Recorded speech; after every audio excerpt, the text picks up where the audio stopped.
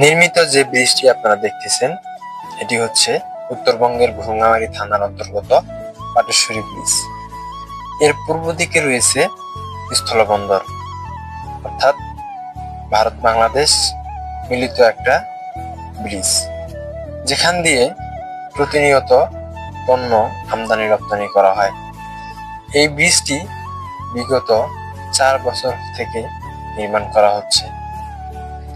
এই ব্রিজটি সম্পূর্ণরূপে নির্মাণ হয়ে গেলে ওপারের মানুষের জীবনযাত্রার মান পাল্টে দেবে, কেননা এই পুরাতন ব্রিজটি সেই ব্রিটিশ আমলে তৈরি করা হয়েছিল, যার ফলে এখন এই ব্রিজটি একবারে মানুষের জন্য চলাচলের অনুপযোগী হয়ে দাঁড়িয়েছে।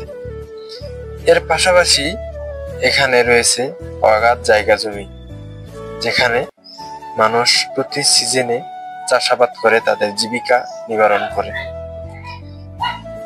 পার দিয়ে বিভিন্ন ধরনের ভালো ভালো মোটা মোটা ব্লক তৈরি করে দেওয়া হয়েছে, যাতে পার অতি স্রোতের কারণে ভেঙে না যায়।